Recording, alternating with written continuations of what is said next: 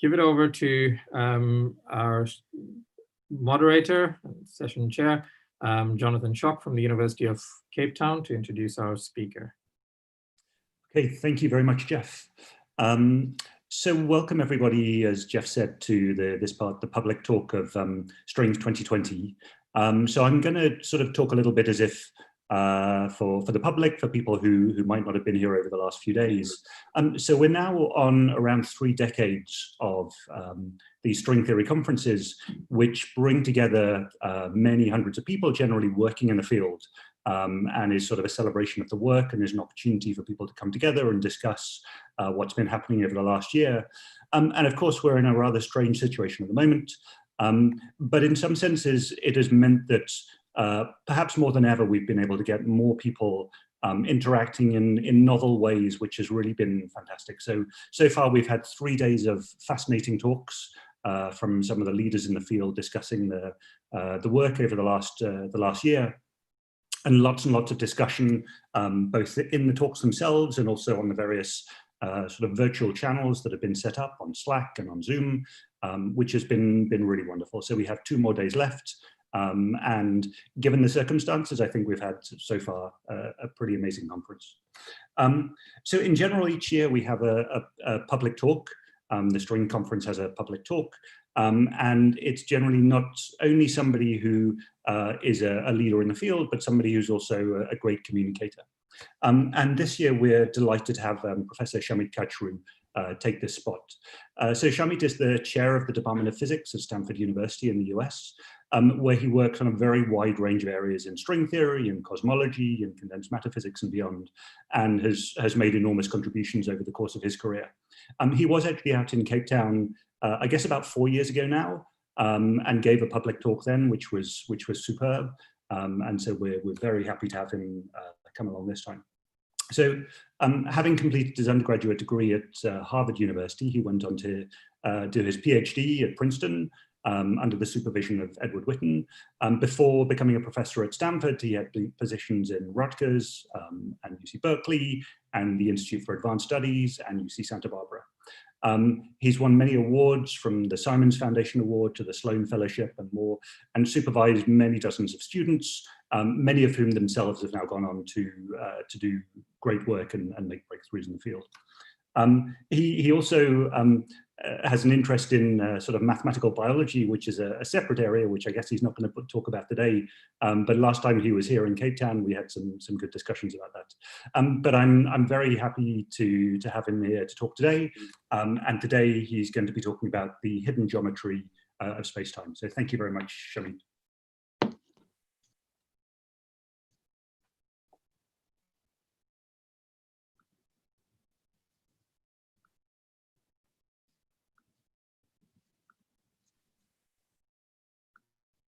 Do you see my screen? Not at the moment. Okay. Now? Yes, perfect. Yep.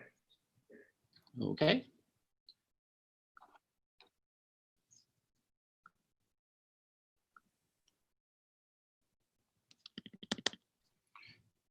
So I'm delighted to be here at the first African Strings. It gives me special pleasure to be speaking at an event hosted in South Africa, though unfortunately I'm giving my talk from my Stanford office.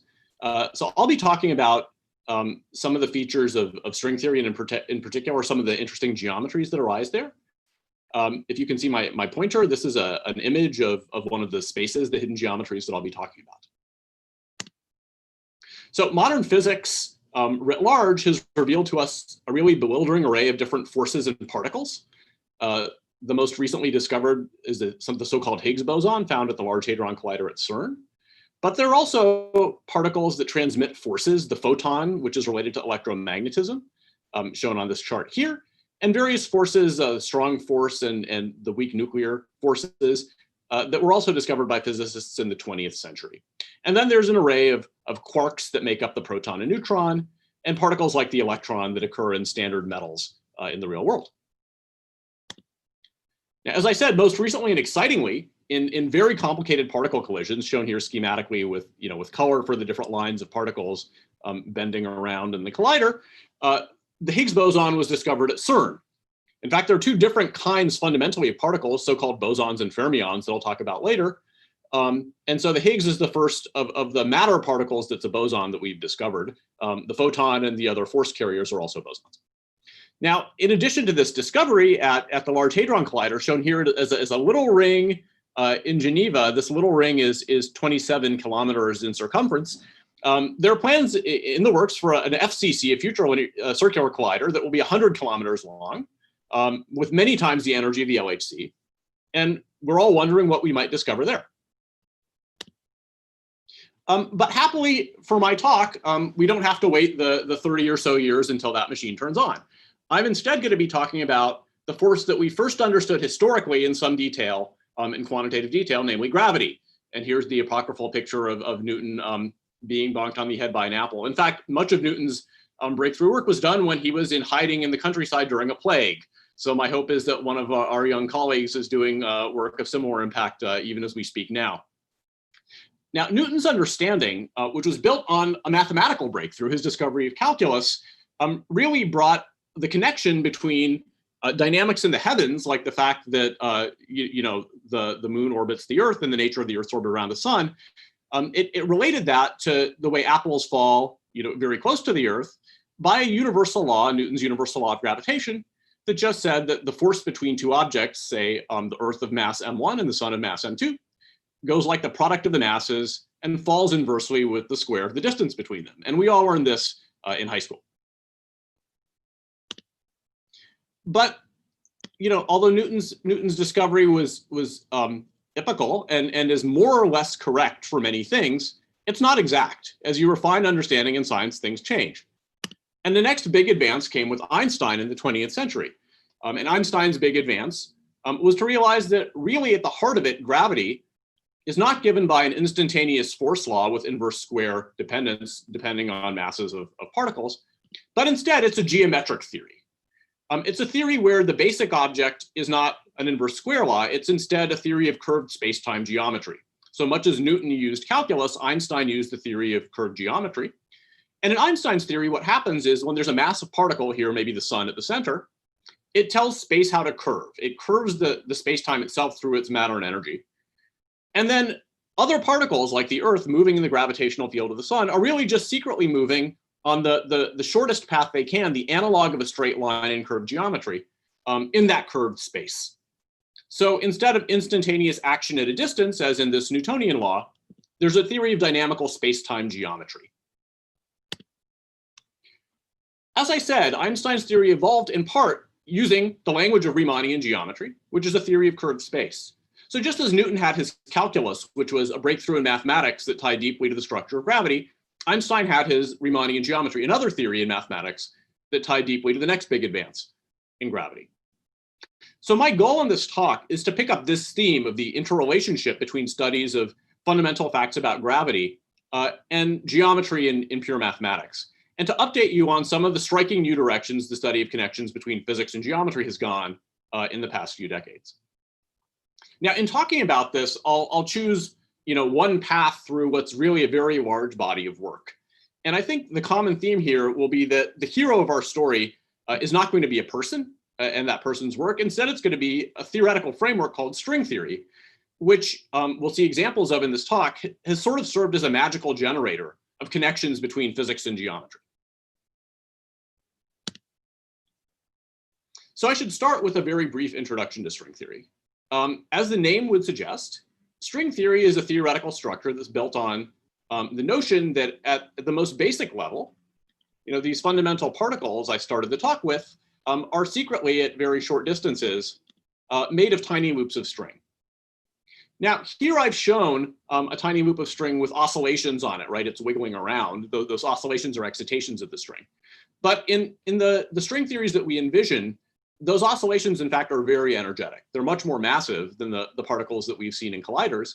And the basic elementary particles we see are different versions of the lightest string states, if you want the ground states or least energetic states of the string.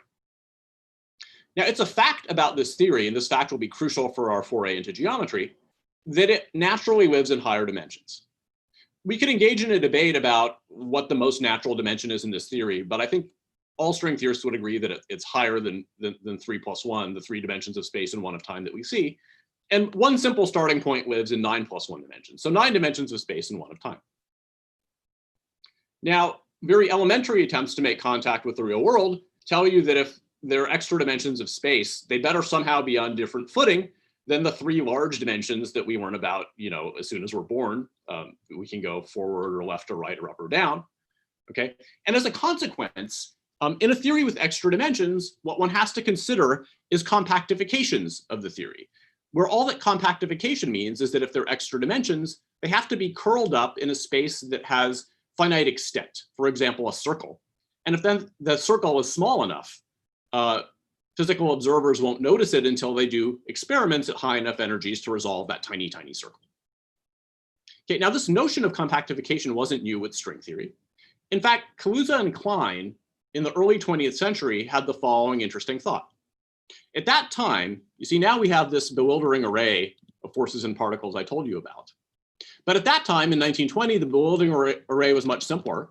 The 2 forces were electromagnetism and gravity. And they noticed that in a certain sense, if space had 1 extra dimension, so we lived in a universe with 4 space and 1 time dimension, by that extra dimension were on a circle, so above each point that we see in space, there would be a tiny circle, then a purely gravitational theory, a unified theory in 5 dimensions, could naturally give rise to physics that looked in one dimension lower, if you ignore the circle, as if it had both the gravitational field and the photon, a particle that behaves much like the photon in electromagnetism. The details of their theory did not work, but the conceptual insight that gravity in higher dimensions can give rise to both gravity and other forces in lower dimensions has survived. Now, this higher dimensional string theory, in contrast with the theory studied by Kaluza and Klein, has also some other important physical properties. One is the theory automatically comes with a structure called supersymmetry, at least in 9 plus 1 dimensions. So I mentioned earlier in the talk that the elementary particles we know come in sort of 2 qualitative flavors. They're fermions, like the electron. These are particles that obey the Pauli exclusion principle that you learn about in chemistry, right? So the reason that we can build up a periodic table of atoms is that electrons have an aversion to being in exactly the same quantum state. No 2 electrons can be in exactly the same quantum state. And that's because they're what are called fermions. In technical parlance, their wave function is antisymmetric when you exchange identical fermions. There's another kind of particles, bosons, which are reflected in our standard model of particle physics in terms of force carriers like the photon of electromagnetism, or this Higgs boson that was recently discovered. And in supersymmetry, what happens is, in fact, there's a pairing. For every fermion, there's a boson with very similar properties, but just that differs by this statistical fact that it's a boson instead of a fermion. So there's sort of a mirror that reflects each fermion into a boson and vice versa. This symmetry is not a symmetry of our world. If it's an approximate symmetry of our world, it's been broken and we haven't seen it restored yet. But it's a useful theoretical tool, and it's present in the 9 plus 1 dimensional limits of these string theories. The second thing that comes naturally out of string theory automatically without being put in by hand is gravity. And in fact, at long wavelengths and low energies, it's gravity of exactly the sort that Einstein studied. So Einstein gravity, instead of being put in by hand when one studies quantum strings, emerges at long wavelengths as a prediction. So again, in string theory, like in Einstein's theory, Riemannian geometry, the geometry of curved spaces, plays a crucial role. In this theory, when there's matter, it tells the space to curve. And if matter is moving in curved space, the curvature tells the matter how to move. It should move on the straightest line that's possible in the curved space between the 2 points it's traversing.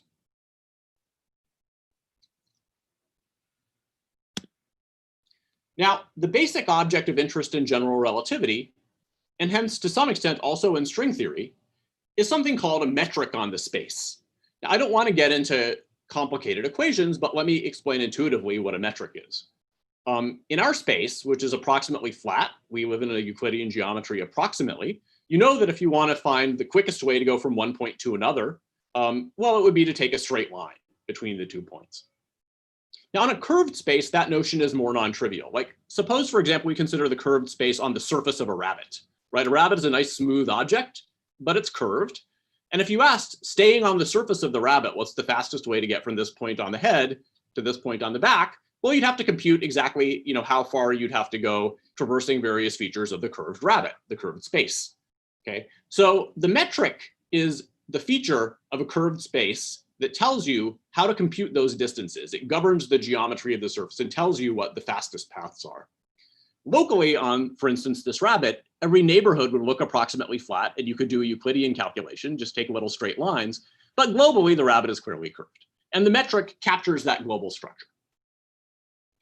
A notable feature of the equations that Einstein produced, and one that's borne out in our world where we see that Euclidean geometry works reasonably well, is that its vacuum solutions are what's called Ricci flat. So this is a technical generalization of just plain old flat, as in the Euclidean plane, which is flat. So an example of a space like that would be just, the Euclidean plane in 2 dimensions as an example of a Ricci flat space. A slightly more non-trivial example would be to take a finite region on the plane, say a piece of paper. You identify the left and right sides of the paper. You could make this in your own home. And you identify the top and bottom parts, right? So you first fold over the paper left to right, then you fold it over top to bottom. When you fold it over left to right, you'll get a cylinder. And when you identify the top and bottom, you'll get what's called a torus, which is the surface of a donut. Now, because you made that by doing smooth operations to a flat piece of paper, that space is still flat. But now it's much more non-trivial than the plane. It has the structure of the surface of a donut. So those are examples that you should keep in mind. Now, in general, and in string theory in particular, physicists like to study simplified models of phenomena. We call these spherical cows. Okay, so in introductory mechanics classes, if you're studying mechanics, you might have a homework problem that says, assume a spherical cow of uniform density. Here's the picture of the spherical cow, and then you compute something. Now, clearly, these spherical cow approximations, when generalized away from the context of cows, aren't arbitrarily accurate. For instance, if you wanted to compute, how many cows you could pack into a corral, maybe a spherical approximation with the approximate size of a cow being reflected in the size of the sphere would be reasonably accurate. It would be pretty close to how many cows you could fit in there. On the other hand, if you want to compute the properties of a cow under small perturbations, or understand the history of evolution of the splotches and structure of ears and noses on the cow, well, the spherical approximation isn't very good for that. Okay, so we're going to be studying models that are analogous to the spherical cow in the context of string theory. They're not fancy enough to be like the real world. They don't incorporate all the phenomena that you need, but they're a good starting point. And for us, these models will involve Ricci flat, which I described before, supersymmetry preserving extra dimensions. So we start in 10 dimensions, 9+1, and we reduce in such a way that the internal dimensions, like the circle of Kaluza-Klein, are both Ricci flat and preserve whatever symmetry was there in the 10-dimensional theory, whatever supersymmetry. Now, there's some technical words here, but I'm going to tell you what that leads to in practice. It's hard to make examples of non-trivial Ricci flat spaces that preserve supersymmetry. Okay, some examples would be, well, just exactly flat space like in this plane, or the torus that I drew before, but these are a little too trivial. And there were some powerful theorems in mathematics that gave us some handle on much less trivial examples. So there's some technical conditions. There's something in mathematics called a Kähler manifold, and there's a topological invariant called the Chern class. And Calabi conjectured in the 1950s that for each topological space, that's a Kähler manifold with vanishing first Chern class, there would be a unique Ricci flat Kähler metric. In other words, you would get a solution of Einstein's equations that had a generalization of this flatness of the plane and the torus. Don't worry about the technical words. You're not going to need to know them. And what they mean. And Yao, another mathematician, proved that this fact is true. So Yao's proof was not constructive. What he showed is, given some basic data about a type of space, there would be a Ricci flat solution of string theory, a solution of Einstein's equations, but it was not constructive. And the result is that the spherical cow models that many string theorists have played with for many decades involve four-dimensional Minkowski spacetime. That's flat, basically flat Euclidean spacetime, but consistent with special relativity. And then the internal geometry is taken up by one of these so-called Calabi-Yau spaces named after the two mathematicians who conjectured and proved that they exist. Okay, so those are the spherical cow models that we have in mind. And the main purpose of explaining these technical conjectures was just to make it clear why they're called Calabi-Yau. That's not a technical term, it's just names of some people who said that there should be solutions of the Einstein equation that look like this. How are these spherical cows? Well, for one thing, they're supersymmetric. We don't observe supersymmetry in the world. For another, there's a Minkowski force space here. By all evidence, the real world has some kind of sign of a positive cosmological constant. It may well be de Sitter space. And while both of those features, absence of supersymmetry and likely existence of a de Sitter, four-dimensional spacetime, are very interesting, talking about them today would go beyond my charge. So I'm going to instead stick with these spherical cows and discuss geometry problems that we've encountered in studying these simple models of the hidden dimensions. And it will turn out, even in this very simple context, the analog of the spherical cow, there will be all kinds of rich connections of string theory to various subjects in physics and mathematics, including a bunch of things that I will define as we go along: duality, gauge theory, Einstein's equations, algebraic geometry, and differential geometry. Okay, so I'm now going to start explaining all of these terms and the interrelationships that become clear as you understand string theory in these spherical cow toy models. The first notion that I need to explain is that of duality. We're going to explore some simple dualities in string theory. So to start with, I should tell you what is a duality. And there's nothing very complicated about the notion, so I've tried to illustrate it here with this picture. For those of you who know some history of philosophy, this picture is stolen from Wittgenstein, a philosopher in the early 20th century. But the basic point of this picture is the following. It's that duality is what happens when there are two equally valid ways of viewing the same system. Neither view is correct or incorrect. Each view gives you partial information about the system. So in this picture, for instance, if you rotated it to the left by 90 degrees, then just staring at it with the normal orientation, you'd guess it's a rabbit, probably, a rabbit facing to the left. Whereas in the way it's drawn, if you look, along the horizontal axis like this, it's kind of like a duck, right? This is the duck's beak, whereas when rotated, these are the rabbit ears. And this is the duck's wings, whereas when rotated, these are the rabbit's feet. Neither description of the picture is right or wrong. It can look like a duck or a rabbit. And each description makes different features of the single true picture manifest. So duality is what happens not just in this rabbit-duck picture, but in physics or mathematics, when there are two equally valid ways of viewing the same system. And the value of it is that things that are manifest in one picture may be very non-trivial in the other. So it's a way to learn things but by finding dual descriptions that may make features that were previously mysterious manifest. In string theory, the way duality most often arises is because the strings of string theory see geometry, they probe geometry in a different way than point particles do, because they're extended objects. They wiggle around with finite extent. And so the way they see the geometry can be somewhat fuzzier than you would see it with a point particle. So let's start by considering the simplest possible example of a string compactification, that on a circle, right? The circle is just the line with some points identified. And so it should be the most trivial place to start. And beyond the kinds of oscillations that were present in the first picture I showed you of a closed loop of string, when on a circle, a string has two other means of being excited, of having some energy. One way it could have some kind of energy. There's a circle here, and then there's some other space-time dimensions that are still non-compact like this plane. Well, it could wrap the circle. So if you're having trouble imagining what it means for a string to wrap a circle, you've all played with rubber bands. You can take your finger or a door handle and wrap the rubber band on the door handle. And you could wrap it around there once, or you could wrap it around there twice, or you could wrap it around there 3 times. It gets tighter and tighter. There's more and more energy stored in the rubber band as you tighten it. So that's one way that you can excite the string. It can have some winding. Another way that you could excite the string is it could simply be moving around the circle. If you take a particle in space-time and throw it, right, like a baseball, it has some energy in the momentum that you impart to it when you throw it. So a string moving around this circle would have some energy just from the fact that it has a velocity. It's moving around the circle.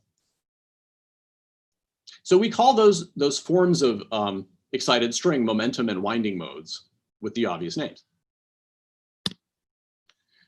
It's an old fact from quantum mechanics that I'm just going to have to state to you that, okay, in quantum mechanics, particle positions and momenta are replaced by wave functions that give you probabilities that a particle has a certain position or momentum. And single valuedness of the wave function, the fact that the wave function should be well-defined and give a well-defined probability everywhere around this circle of space, requires in quantum mechanics that momentum on that circle has to be quantized in units of the inverse radius of the space.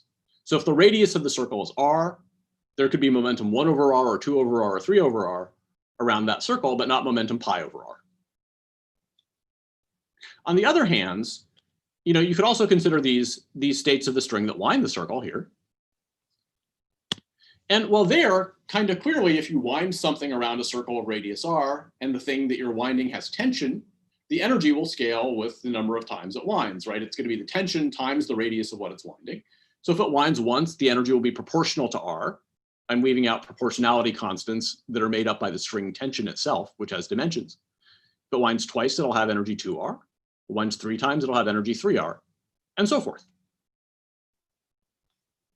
So the spectrum of the string theory will contain states with energies that are governed by these momenta and by these windings. That would be the set of particles that an observer who lives in the lower dimensional space and doesn't know about the circle, she would just see all these possible excited states produced in colliders and conclude that there's a tower of particles with energies like this and like this. Well, if you stare at those formula for a second, you realize that the set of energy levels there exhibits an exchange symmetry. That the winding modes on a circle of radius r have the same set of energies as the momenta on a circle of radius 1 over r. Now, radius has dimensions of length. So what I mean by 1 over r is you make up the dimensional units with units of the tension or basic size of the string, which in the models that people talk about is thought to be very close to the Planck distance of 10 to the minus 30 centimeters or so. Okay. But the spectrum of string theory on a circle of size r is the same as that on a circle of size 1 over r. And so we conclude that while for a particle, a big circle and a small circle are very different, we can all perceive very, very clearly the difference between a big, a hula hoop and a rubber band. String theory on a circle of radius r is the same as string theory on a circle of radius 1 over r, with the 1 appropriately interpreted.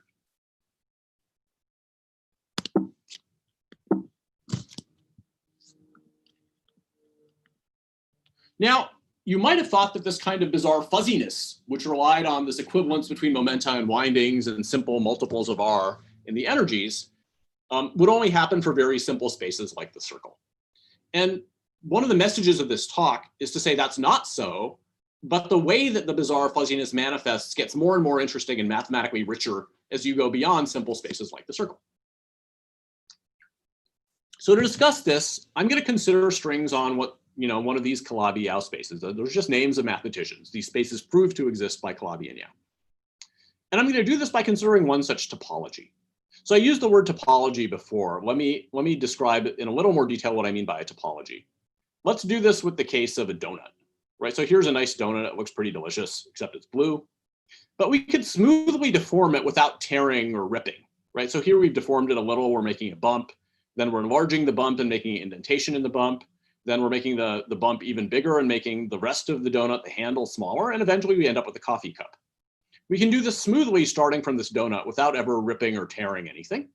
What that means, this mathematics of equivalent objects that can be deformed into one another without ripping or tearing, that notion of smooth deformability characterizes a fixed topology. And what we say is a coffee cup and this donut have the same topology. So topology is the study of objects that differ by these smooth deformations. Whereas geometry, of course, the geometry of this cup is very different from the geometry of the donut. Distances between points certainly changed when we did this deformation. Now, what Yau's theorem says, this is the theorem proved by the mathematician Yau, is that given some topology that admits, like a torus here, that admits one Ricci-flat metric, there are, in fact, many different metrics on that same topology that solve the Einstein equations. It doesn't just give you one solution, it gives you a family. And in fact, that family is naturally divided into sort of two spaces of possibilities.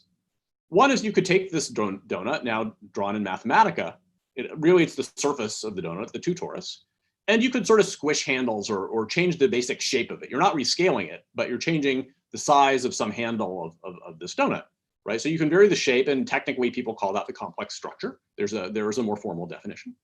But another thing you could do is you could take this hollow donut and you could just enlarge it, make a bigger donut. That's just varying the size. And again, that has a technical generalization called Kähler structure. You could change the size, keeping the shape like this fixed. Okay. And so by varying either the shape or the size, you get not just one solution of Einstein's equations from one of these spaces that were found by Calabi and Yau. You get a whole family. Okay. So what physicists talk about in the connection with this kind of mathematics is two different spaces of possibilities. These are spaces of solutions to the Einstein equations, a moduli space of complex structures and a moduli space of Kähler structures on a Calabi-Yau. All that means is for each choice of this shape and for each choice of this size, you get a solution of the Einstein equations. And that moduli space is parametrizing the different solutions of the Einstein equations, solution 1, solution 2, solution 3. So these are just the parameter spaces of possible shapes and sizes of the space you're finding Einstein metrics on. So here's some pictures stylized. There's some complex structure moduli space. Each point here corresponds to a Ricci flat Kähler metric. And there's also the space of possible sizes. And so you pick a point here, and you get a solution of the theory. Now, those parameters are parameters in math. They're parameterizing solutions of the Einstein equations. But they also have to show up in the four-dimensional physics you'd get by considering the 9 + 1 dimensional string theory reduced to 3 + 1 dimensions on one of these spaces. And the way they would show up is as expectation values of scalar fields. So what does that mean? A scalar is just a quantity that assigns a number to a situation. Like in a room, there's a temperature at every point in the room, right? And so you could assign a function t of x to points x in the room. Temperature is a scalar. It just gives you a number associated with every point of space. Similarly, here, when you have a solution of the Einstein equations, like this torus, sitting above every point in space, there's a scalar which tells you what is the size of that solution. And if it's constant, there's just one sort of fixed size torus over every point in our space, in the 3 + 1 dimensional spacetime. That's one of the values of one of these scalar fields. So these scalar fields show up one-to-one in correspondence with the possible ways of changing the shape of the internal dimensions and the possible ways of changing the size. In the example of Kaluza and Klein, with a circle hidden above each point of our space, there would be one of these scalars just telling you the radius of the circle. Okay. And another famous example of such a scalar is, of course, the Higgs field that was discovered at the LHC. So if you follow science at a popular level, in the New York Times, after the Higgs discovery was announced, you would see pictures like this, where the Higgs field, the scalar, has rolled to assume a particular value in our universe. That particular value characterizes the masses of the elementary particles we see, or at least it's one contribution to them. For strongly interacting particles, it's actually not the dominant contribution. Now, these fields appear in the four-dimensional physics in interesting ways. Okay, for instance, they control the values of the strengths of low-energy interactions, which I'm going to talk much more about in a second. Okay, so for instance, in electromagnetism, there's a fine structure constant, alpha, that governs how electrons and photons couple to each other, or how two electrons interact in a chemical element. But that strength of interaction, there's a dimensionless thing there that's controlling the strength with which electrons repel each other in electromagnetism. That's called the fine structure constant. In these theories that have scalar moduli, phi, that fine structure constant could be a function of phi. As you change the value of the radius of the extra dimensions, for instance, the strength of the low energy interactions could change. Now, where are we? We have these spaces that we're told that we were told exist by Calabi and Yau. And when we put string theory on them, we get spaces of solutions of the Einstein equations. And they have physical consequences. They, for instance, govern the strengths of interactions in the low energy world that we see resulting from this toy model of string theory. But there's an important detail. There are actually different versions of 10-dimensional string theory. They were very creatively named 2A string theory and 2B string theory by people who realized that at low energies, they become what had been creatively named 2A supergravity and 2B supergravity. These are generalizations of Einstein's theory with supersymmetry. Now, I said in string theory, the low energy interactions, analogs of the fine structure constant that governs, electron-electron scattering in QED, are governed by scalar fields. But it turns out which scalar fields matter differs in the two theories. In the 2A string theory, the coupling constants are controlled by what I called size moduli or Kähler moduli. While in the 2B theory, the coupling constants are controlled by shape moduli, or what I call complex structure moduli more technically. Also, the classical or quantum nature of these couplings differs too. In the 2A string theory, quantum corrections exist to the basic structure of the geometry of this space, for instance, to the coupling constants. Whereas in 2B string theory, the classical results are exact. There are non-renormalization theorems that say if you compute something classically, you can get the exact answer. Now, this is interesting precisely if we find a way to use, for instance, 2A string theory and 2B string theory in concert, so that questions which are hard in one become easy in the other. The quantum corrections, when they exist, are horrendous to calculate. So in the 2A picture, where quantum corrections exist and couplings are controlled by size moduli, the corrections actually in practice couldn't be calculated for many decades. They can now. They correspond geometrically to a certain elegant quantity. They correspond to counts of spheres of minimal area embedded in the Calabi-Yau manifold that the 2A string theory is compactified on. So if you wanted to compute these quantum corrections, you would have to count spheres of minimal area embedded in the Calabi-Yau manifold. In one simple Calabi-Yau manifold, okay, such spheres were counted in the following way. They're labeled by an integer degree. This integer degree roughly controls the area of the sphere. So if there's this, this schematic depiction of a sphere, there could be something with this area or something that's twice that area or 3 times that area. It turns out that they're quantized in a nice way. And that area is controlled by a quantity mathematicians call the degree. So it could be 1 or 2 or 3. And in one simple example of such a space, mathematicians had worked for years and had almost made it to degree 3. So at degree 1, they found this number of curves, at degree 2, this number of curves. This is a classical problem in algebraic geometry that goes back to really the 19th century. Now, there's this great quote from Leibniz, who was Newton's competitor. The universe that God chose to exist is the best of all possible worlds. So at least in this particular case of string theory, things work out that way. You see, in the 2A string theory on this Calabi-Yau, you'd have had to take these degree 1 and 2 results of mathematicians and then compute laboriously 3, 4, 5, and 6, and 7, and so on to get the quantum corrections you need to understand physics. But in string theory, it turns out that there's a different dual 2B version of the same physics. So there's one Calabi-Yau manifold X, say this guy, on which you have to compute these numbers of curves and you've worked for a long time and gotten 2 numbers.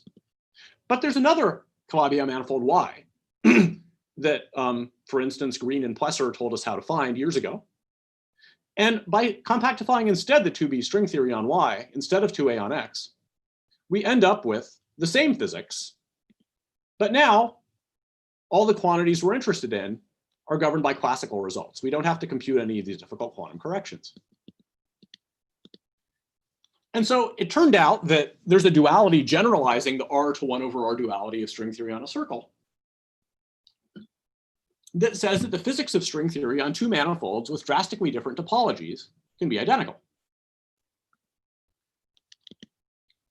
The coupling constants that are controlled by quantum corrections on X can be discovered by doing classical computations on a mirror manifold Y, a distinct manifold compactified, used for compactification in a distinct string theory, where all calculations are classical. So this was turned into a beautiful and precise work of mathematics by Philip Candela, Zinnia Del Asa, Paul Green, and Linda Parks. And in their paper, they produced the 2 numbers mathematicians knew, and a 3rd and a 4th and a 5th and a 6th. And in fact, they could produce an infinite list of these numbers, which get larger and larger. This results in striking and by now verified mathematical prediction of string theory for these numbers of minimal spheres embedded in Calabi-Yau manifolds. Now, it's very famous that, early in the history of QED, people got great confidence in the theory by computing corrections and learning that to many decimal places they could match experiment.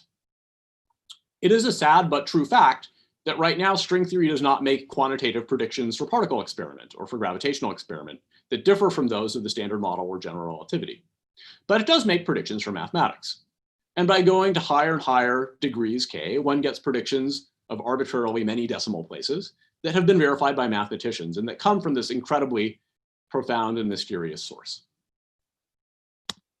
Okay, so this subject of what's called mirror symmetry, that there exist pairs of topologically distinct manifolds used in different string theories to get the same physics, remains very active and fruitful, though I'm not going to continue to talk about it. In fact, there's a major collaboration of mathematicians run by the Simons Foundation that's now, trying to prove fundamental theorems, establishing the existence of mirror symmetry, and exploring its applications in mathematics. Okay, I have about 20 minutes left. And I'm now going to turn to a naively distinct subject. So if you're lost, that's okay. We're going to start again, and we're going to start with something different. But I promise it'll connect back up. So we're all forced in high school to learn Coulombs Law. Right? That says that if you have an electric charge Q1 here and an electric charge Q2 here, there's a force between them that looks very Newtonian. It's Q1 times Q2 divided by R squared. And there's a constant there, which I call the fine structure constant, basically controlling the strength of that inverse square. Now, what we don't learn in high school is that the coupling constant that appears in that law isn't actually constant. Okay, in quantum mechanics, anyone who's sort of read the most basic facts about, the vacuum in quantum theory knows that electron-positron pairs can virtually appear in the vacuum. And those virtual pairs of particles that appear in quantum fluctuations can act to screen the Coulomb force. So when you have particles that are very close together, there's a certain amount of space for these pairs to appear. And as the particles get further and further apart, there's more. When a virtual pair appears, the positron will be attracted to a negative charge, the electron to a positive charge, and it will screen the electromagnetic force. The result is, if you actually do experiments trying to measure the strength of electromagnetism defined suitably, you'll find that as you move in distance r, the effective coupling constant you measure gets smaller and smaller. Okay, so in QED, at low energies, we're taught that the fine structure constant is approximately 1 over 137. But in fact, if you go to higher and higher energies, you get electrons and electrons or electrons and positrons closer and closer together, and measure the effective electromagnetic interaction between them, you'll find that there's less screening and the strength of the force increases. Just down the road from where I'm giving this talk at SLAC, experiments done in the 1990s, which were used to discover the force carriers of the weak electromagnetic force, measured alpha to be 1 over 128 at the energy corresponding to production of one of those force carrying bosons, the Z boson.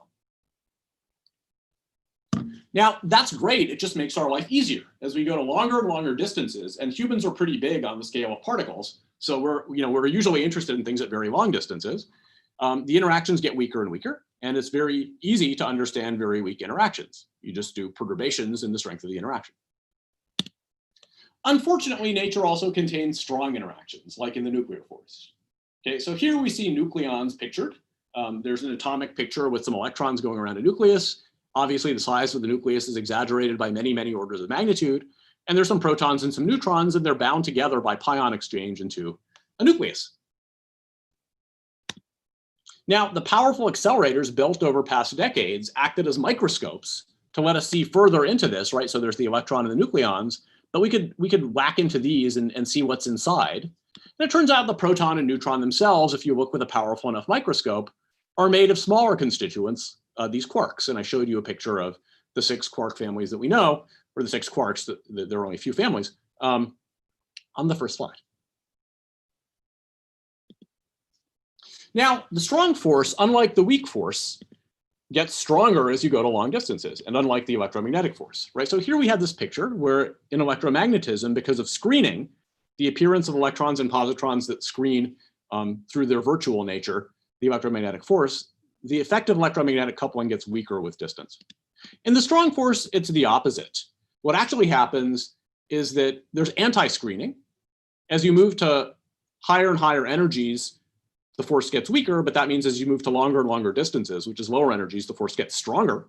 So here are experiments that were shown as a function of energy, and at long distance or low energy, you see that the strength of the interaction is going up and up. Okay, and that results in quark confinement. Although we see nucleons, we never see individual quarks. The quarks are confined in triplets inside the proton and neutron. Okay, in fact, I stated this blithely as a fact. It's very hard to prove this fact. Gauge theories, or sorry, theories of interacting particles like this, like the theory of the strong force, where there's anti-screening instead of screening, where forces get stronger at large distance, are very hard to solve. We can make models that we can solve, but proving rigorously that quarks are confined is in fact depicted here by this bag of dollars, a clay problem worth $1 million if you can prove it. Now, both electromagnetism and the strong interaction are described by types of theories known as gauge theories. So when I use the term gauge theory, I just mean a theory of matter particles interacting by exchange of forces that are quantum mechanical. And a general term for such theories are gauge theories. So electromagnetism is an example. QCD, the theory of strong interactions, is an example. But the examples like QCD, like the strong force, where the interaction strength grows strong at long distance, are too hard for us to solve. Now, a theme in my talk has been spherical cows. I like spherical cows a lot. We're too stupid to solve most physics problems, but we can often understand qualitatively the behavior of these spherical cow problems. And by adding supersymmetry, we can imagine spherical cow examples of such gauge theories.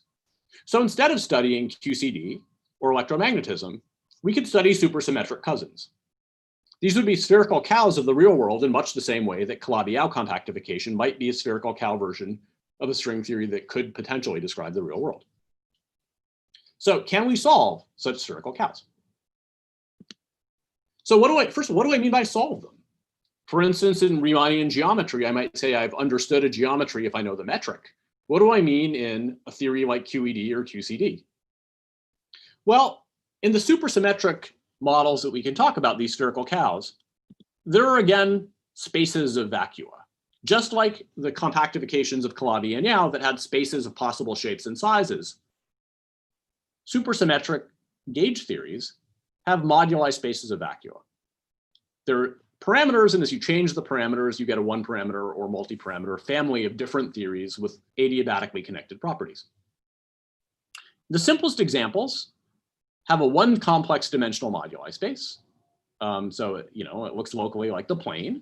And at generic points there, you get theories that you can sort of understand. They're QED-like, but there are special points where you can't understand them, where it's strongly coupled. What I will mean by solving a theory, what I would mean in nature is I've solved the theory if, having told you what the theory is, I can then give you a list of the precise masses and charges of the stable particles at all points on the space of vacuum states. Because in nature, what we'd like is a priori someone tells us a theory at the fundamental level, and we then tell them, oh, if that's the theory, we're going to see these chemical elements and those protons and this kind of quark. Well, that would mean that we've understood really in a fundamental way what the theory is. So I'll say I've solved the theory if I can give you the precise masses and charges of all stable particles at all points on the space of possible theories, this moduli space. Supersymmetry gives us a tool to do this. So let me describe what I mean. In QED, the theory of electromagnetism, you can imagine two kinds of charges. There are particles like electrons with electric charge. And there are other particles that you could imagine that we've never seen them that we would call monopoles, particles with magnetic charge. So, a magnetic monopole would be like an isolated north pole from which magnetic field lines emanate, just like an electron is an isolated electric charge from which field lines emanate. But in nature, we tend to see these things with both north and south poles. So we've never seen a monopole. But nevertheless, you can imagine in QED-like theories with a single photon, both particles with electric charge and particles with magnetic charge. And in fact, you could imagine more complicated particles that carry both with some multiples. It could carry 3 units of electric charge and 7 units of magnetic charge. So if we call the complex parameter in the simplest examples that I talked about that specifies our theory, call that A, what supersymmetry buys us is that in the supersymmetric theories that we can study, the simplest examples, there is a special function f of A, which controls all the particle masses, the coupling constant, and also even the geometry on this space of vacuum states, which is itself a Riemannian manifold. In particular, given this function f, what we know is that if there's a particle of charge ne electric charge and charge nm magnetic charge, so these are basically, you should think of them as integers, sometimes they're half integers. So if there's a particle with these charges, its mass is bounded below by the absolute value of a formula determined by the function f. And because of that, when it saturates this bound, when it reaches equality, such a particle can be exactly stable because there's no lighter particle to which it can decay consistent with energy conservation. So finding particles that saturate this kind of bound in a supersymmetric theory, finding all the such particles, gives you a way to argue that you found the precise masses and charges of particles at all points on the space of vacuum states. If you're strong enough to both compute f and compute the numbers of particles at each point saturating this bound for all values of the integers n, e, and nm. Okay, right, so this is what I just said. To solve the theory, we need to determine f, and we need to determine this function number that depends on any nm and the point in moduli space. So here I phrased some challenging problems. It's hard to emphasize how much work these problems have inspired over the past 20-some years. I could have rephrased them as purely mathematical geometry questions, but they've been much explored in the physics literature. And there's a main challenge in sort of doing this kind of thing. There are many, but I have to oversimplify. I have about 10 minutes left. So this kind of function f, when we take one of the theories we're interested in, say an analog, the simplest analog of QCD with supersymmetry, well, it starts life with a classical value. That's like the classical value of the coupling between, say, the quarks in that theory. And then it starts getting quantum corrections. And some of the quantum corrections we learned to compute at the feet of people like Feynman, who told us we can draw Feynman diagrams, and if they're simple enough, like these one loop diagrams, because there's that loop there, even I can compute them. But it turns out that in these theories, beyond the loop calculations that you'd have to do, there's also something called instantons. These are, if you want, a physics analog of counting those non-trivial spheres embedded in Calabi-Yau. There's some kind of effect that goes beyond perturbative Feynman diagrams. They're field configurations of the gluon field of the strongly interacting theory, of the force-carrying particle. They're non-trivial field configurations. And there are configurations like that with 1, 2, 3, or more instanton number, so they're labeled by an integer, sort of the number of instantons if you want. But determining their contributions, which is a counting problem of sorts again, is very difficult. Okay, so here the counting problem is to count instantons in a theory of strongly interacting gauge particles. Like these are analogs of the photon, but with strong interactions. So this was actually done first, now a little over 20 years ago, more than 20 years ago, in seminal work of Seiberg and Witten in quantum field theory. And one of the first pieces of work that I had fun with was finding that string theory also gives a striking way of solving such theories. Okay, what Seiberg and Witten did was amazing. They used very indirect logic on qualitative behaviors of this function f, together with basic knowledge of this function number, to exactly determine both. They made an inspired guess and then proved that the guess is correct. But what we found is that, well, after their work, string theory also gives you a way of solving such theories, and it doesn't require you to do anything clever at all. So it turns out we've been talking about string theory compactifications on Calabi-Yau manifolds. And in geometry, one is usually happiest to study smooth spaces, smooth manifolds, the flat plane, or the surface of a donut. But you can also ask what happens as you take one of these smooth spaces. Here I've shown a nice smooth cylindrical looking space, and I've collapsed the center, so it becomes conical, right? There's a singularity right there. It turns out that string compactifications on these singular types of spaces at the singularity manifestly give rise to supersymmetric strongly interacting gauge theories. And in fact, the classification of these singularities, the different ways that you can make a singularity, line up very nicely with precisely the data you need to specify, the data that goes into one of these simple supersymmetric field theories, which is a sort of choice of what the kinds of gluons or photons is. The string model that makes the interpretation in terms of gauge theory at a singularity obvious is a 2A model. And in this 2A model, the instantons that we wish to compute to solve the quantum field theory, the gauge theory, are identified with minimal area spheres in the Calabi-Yau space.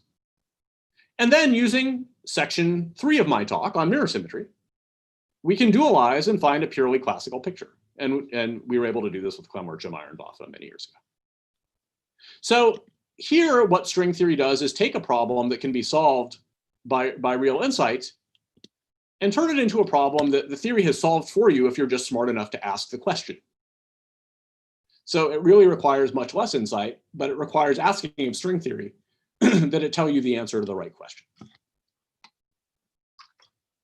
So now I'm going to try and combine the threads that I've tried to weave in the first parts of my talk and talk more about the geometry of these hidden dimensions. And this part of the talk should be relatively short. So once again, we're going to start again. This will be the hardest part of the talk. But if you bear with me for 5 minutes, I promise I'll get to a punchline that you can definitely understand. So far we've discussed two kinds of geometric problems and their applications to physics. There's a famous quote by Wigner, which discusses the unreasonable effectiveness of mathematics in physics, that it's a miracle that there was calculus to allow Newton to understand gravity, and then there was differential geometry to allow Einstein to understand gravity, and linear algebra to allow us to understand quantum mechanics, group theory to allow us to understand symmetries. Well, what string theory has started to show us in hints is that there's also an unreasonable effectiveness of physics in mathematics. And I'm going to try and give another example of that. Okay, but the two examples I've discussed so far are enumerative geometry and the physics of Calabi-Yau compactification, where just following your nose and studying generalizations of duality leads you to these striking infinite sets of mathematical predictions. And then in physics, just in understanding how to solve theories like QCD, but simpler, spherical Cow versions with supersymmetry, you get instanton counting problems, and string theory, again, lets you solve those using geometry. A central role in all my discussion, and again, I could have gone in many different directions in such a talk, but there's limited time, was played by these Calabi-Yau spaces. Now, the simplest Calabi-Yau space is in some sense the two-dimensional torus, the surface of a donut. But that's too simple.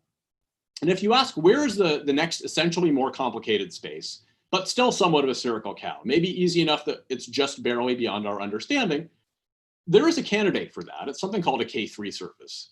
K3 because 3 mathematicians with the last name K played famous roles in its understanding and elucidation, Kodaira, Kummer, and Kähler. This is the unique non-trivial Calabi-Yau space in 2 complex dimensions. So it could be used to compactify a 10-dimensional world to 6 dimensions, or in concert with a torus to get a 3 + 1 dimensional spacetime. Now, throughout the talk, I've discussed many things about these. I've discussed counting minimal spheres and making them singular and solving gauge theories. But I have not discussed the most basic piece of data that goes into specifying such a space in general relativity, namely its Ricci-flat metric. This was guaranteed for us to exist by Calabi's conjecture and Yau's proof, but it would be nice to actually just write it down. So that's a problem in differential geometry. And an insight that came out of work of Tripathi and Shamit, shown here, is that for K3, we can combine the 2 stories I've told you to obtain rather explicit analytical expressions for this metric, which solves Einstein's equations, and so solves a problem in differential geometry. But to explain that, I again need to tell you more about string theory that carries beyond this context. So the basic observation is rather simple. String theory is a theory of strings, right? There's a closed loop of string, which is the sort of fundamental string. But there's 2 different kinds of strings you could consider in life. You could consider closed loops of strings like rubber bands, but you've also all seen jump ropes. You could consider open strings with ends.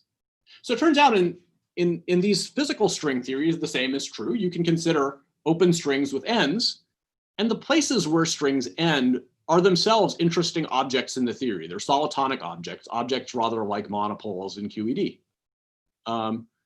So it turns out that there's such an object for each integer p less than 10, the dp brane.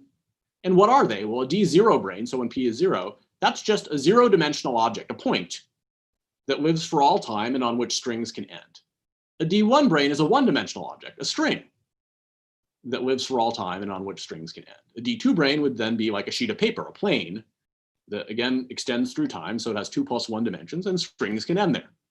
Okay? So string theory is a highly constrained structure. You can't just add to it willy-nilly.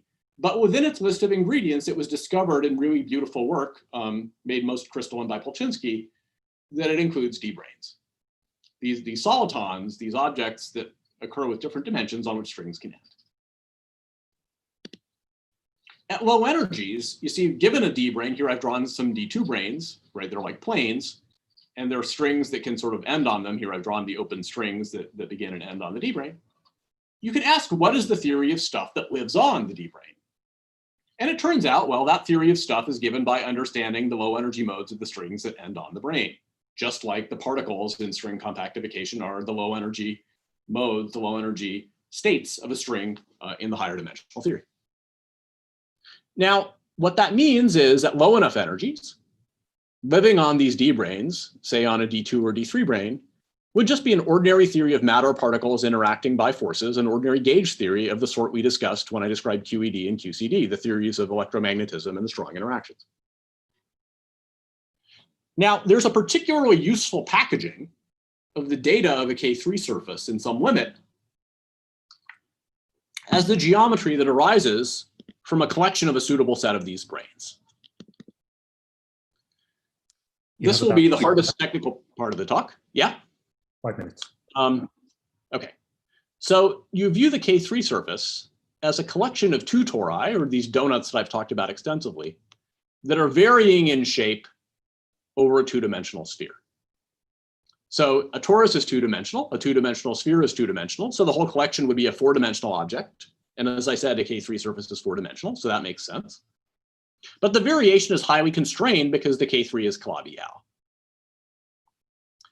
And in particular, at special points as this donut is varying over the sphere, and together sweeping out this K3 surface, it will degenerate. It will have one of these degenerations of the complex structure where you squish a cycle. You change the shape so something shrinks down to zero size. A little loop here shrinks down to zero size. So a solution of string theory that is closely related to string theory on K3 can be obtained by compactifying string theory on the two-sphere and keeping track of this torus such that everywhere where the torus degenerates with one of these pinch cycles, you stick in one of these D-branes. Except instead of a 0 brane, 1 brane, or 2 brane, you stick in a D7 brane, so that together with the two-sphere, it fills the full 10 dimensions of spacetime.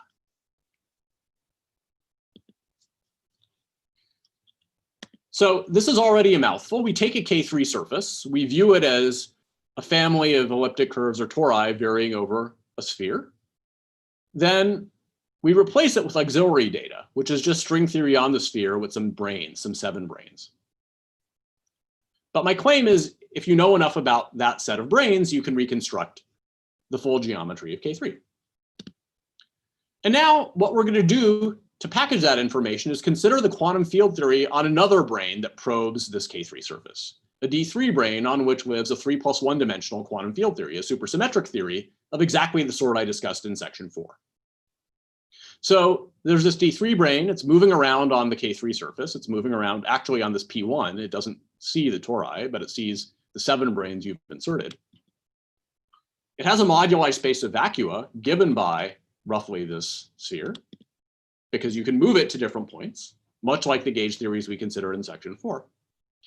And it has some exactly stable charged states, which I've called BPS states here, that's just initials of people, that arise from strings that stretch from the D3 branes, like these, to, this would be a 7 brane at one of the singular elliptic fibers. So shown here is what I have in mind. We should imagine this square is a version of the sphere where you sort of glue things together.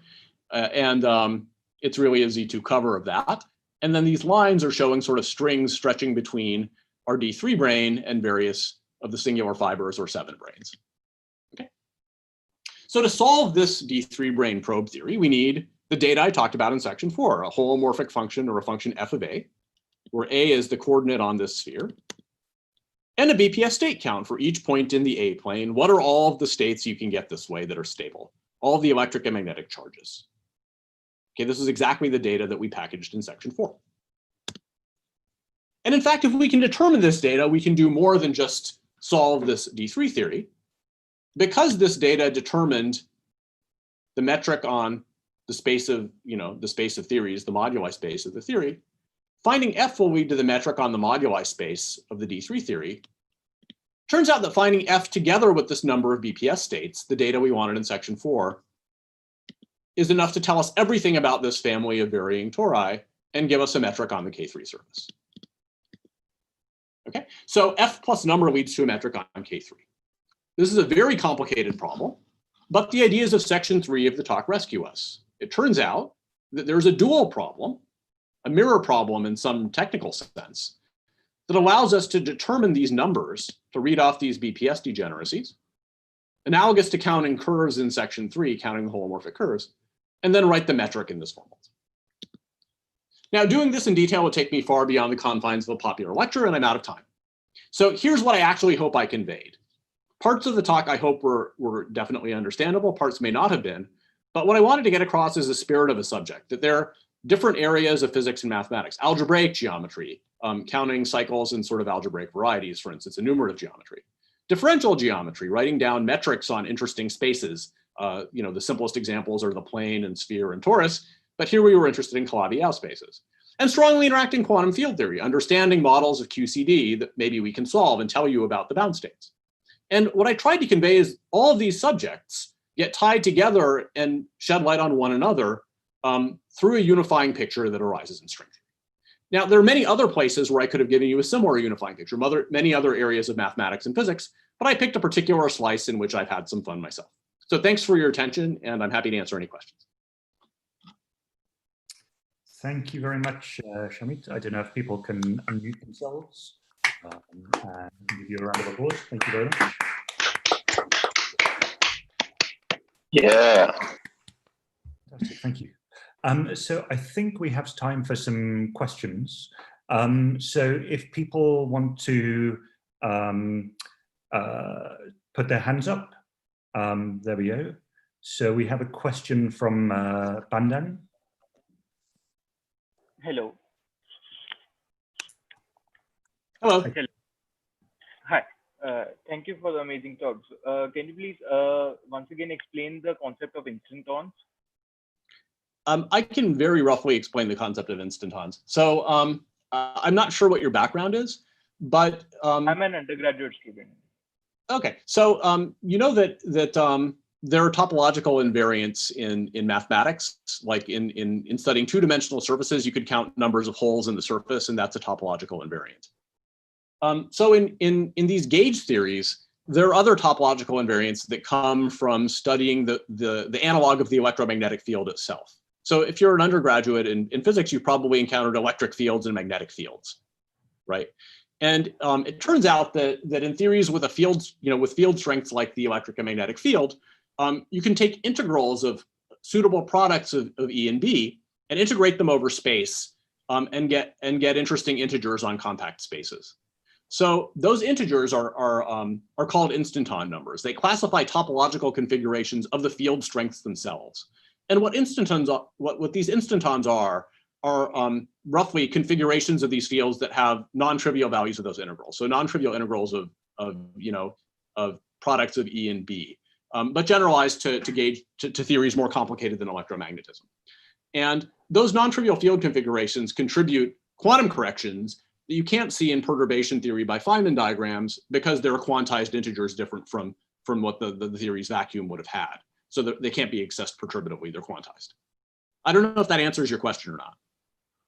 I see. Yeah. Thank you. I have a question here which was sent through to me from Tapaswini Sharma that says, what is the structure of space-time in string theory? Is it similar to that in loop quantum gravity? Okay, so now I have to admit to two different forms of ignorance in answer to your question. One is, I don't really know the structure of space-time in loop quantum gravity. That's because of my ignorance of the theory. It shouldn't be taken as a comment. I just don't know it. About string theory, I think I have reasonable pictures. And there I would say, we can't really answer the question. There are different ways in which we know space-time at, in different limits can look different than what we traditionally expect. In just perturbative string theory, we know that there are perfectly reasonable backgrounds that aren't well described by strings propagating on a Riemannian manifold, but are described by something more abstract called a conformal field theory. In other limits, we know that space-time can emerge what's called holographically through encoding in a different kind of conformal field theory. And there, as we make this dual description, the conformal field theory, more weakly coupled, the space-time becomes curved in an uncontrolled way again, where there's no clear geometric description.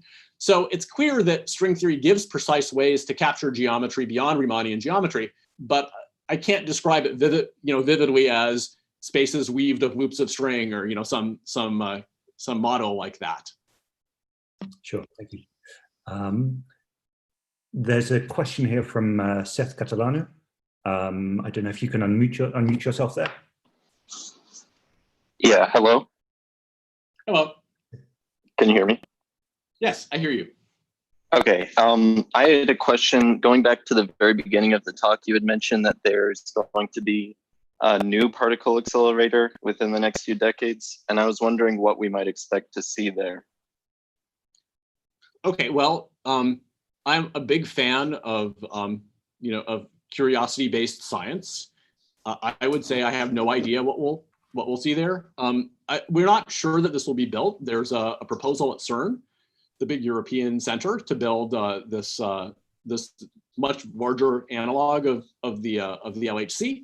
The proposed date for turn on is 2048. You'll probably still be alive. I probably won't.